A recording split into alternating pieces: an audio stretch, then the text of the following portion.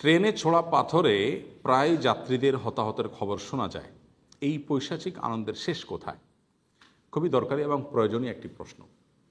আমাদের দেশে প্রায় এই জিনিসটা আমরা পত্রপত্রিকায় দেখতে পাই যে ট্রেন চলাকালীন আশেপাশের বিভিন্ন জায়গা থেকে ছোট ছোট কিশোর, যুবক, বিভিন্ন বয়সের মানুষজন ইট মারে, পাথর মারে, এবং সেই পাথরের আঘাতে এই যে কয়েকদিন আগে একটা নিউজে দেখলাম যে বোধহয় গতকালকে নিউজে দেখলাম যে একজন ইউনিভার্সিটির শিক্ষার্থী তার চোখের নিচে পড়ে হাড্ডি ভেঙে গেছে এবং চিরকালের জন্য অন্ধ হয়ে গেছে, আর দেখবে না।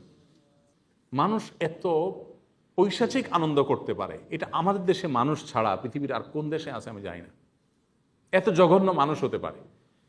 একজন ডাকাত ডাকাতি করতে গিয়ে কাউকে ছুরি দিয়ে আঘাত করে, একজন চোর চুরি করতে গিয়ে ধরা পড়বে সেই ভয়ে কাউকে আঘাত করে। এটাও অন্যায়, ডাবল অন্যায়, কিন্তু এটার তো একটা কারণ পরিষ্কার আছে যে সে নিজের বাঁচার জন্য। বাট ট্রেন যাচ্ছে, আমি পাথর মারতেছি, মানুষকে আহত করব, মানুষ মরে যেতে পারে, আহত হতে পারে জানি, আমি পাথর মারতেছি, এটার মিনিংটা কি? মানুষ এতটা অমানুষ হতে পারে, এটা এই ঘটনা দেখলে সবচেয়ে পরিষ্কার হয়। খুবই দুর্ভাগ্যজনক। সমাধান কি? সমাধান হলো আমাদের মধ্যে মনুষ্যত্ব জাগ্রত করার জন্য দ্বীনি চেতনা চর্চা বাড়াতে হবে।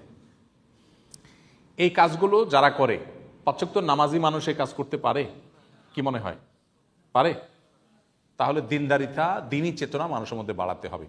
বিশেষ করে আমি তো বলবো যে আমাদের যে সমস্ত ইমাম সাহেবরা আছেন, ওলামা একরামরা আছেন, সমাজ সেবকরা আছেন, সমাজের গণ্যমান্য ব্যক্তিরা আছেন, যারা রেল লাইনের আশেপাশে তাদের ঘরবাড়ি, তারা রেল লাইনের আশেপাশে থাকা যুবক, কিশোর, বিভিন্ন শ্রেণীর মানুষদেরকে নিয়ে যে আমাদের এলাকাটা অন্তত আমরা নিশ্ছিদ্র নিরাপত্তা দিব রেলের যাত্রীদের। রেল বাংলাদেশে সস্তায় অল্প পয়সায় যাতায়াত করার মতো একটা বাহন, মধ্যবিত্ত এবং গরিব মানুষের বাহন। খুব বেশি ধনী মানুষরা রেলে খুব বেশি যাতায়াত সচরাচর করে না।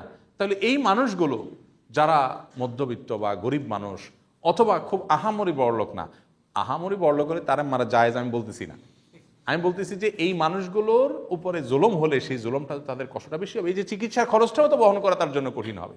তো এই জন্য আমি বলবো যে আমাদের বিশেষ করে ওলামা একরাম যারা আছেন, আমরা আসুনা ফাউন্ডেশন থেকে ওলামা একরামদের ট্রেনিং দেই, তাদেরকে সমাজে বিভিন্ন কল্যাণমূলক কাজ করার জন্য উৎসাহ দেই।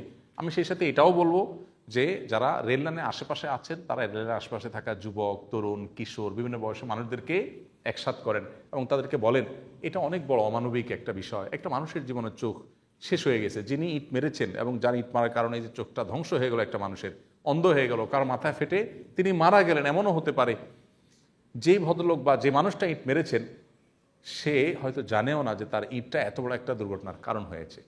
অহেতুক একটা ফালতু কাজে সে চাহিদাকে চরিতার্থ করেছে বা তার এই ইট মারারে খায়েশ পূরণ করেছে। তো অ্যাওয়ারনেস বা সচেতনতা যদি ইমাম সাহেবরা এলাকাভিত্তিক প্রত্যেকটা রেললাইনের আশেপাশের এলাকাগুলোতে বাড়ায় এবং প্রয়োজনে এলাকার তরুণদেরকে নিয়ে পাহারাদারি বসায়।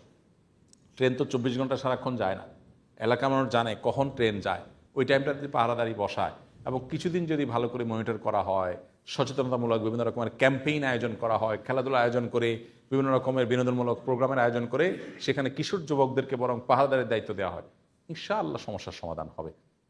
ওলামা একরামদেরকে যদি আসলে সঠিকভাবে ব্যবহার করতো রেল কর্তৃপক্ষ চাইলে, রেল লাইনের আশেপাশে থাকা ওলামাদেরকে দিয়ে বিভিন্ন রকম অ্যাওয়ারনেস প্রোগ্রামের আয়োজন করতে পারে। দিন শেষে এটা আমাদের বন্ধ করার উদ্যোগ নিতে হবে। এরকম আরও বহু পৈশাচিক আনন্দ আমাদের সমাজে হয়। আল্লাহ আমাদেরকে মানুষ হওয়ার তৌফিক দান করুক। ভালো মানুষ হওয়া ছাড়া ভালো ইমানদার হওয়ার কোনো সুযোগ নাই। আল্লাহ আমাদের সবাইকে বোঝার তৌফিক দান করুন। আসুন্নাহ ফাউন্ডেশন, উম্মার স্বার্থে সুন্নাহর সাথে।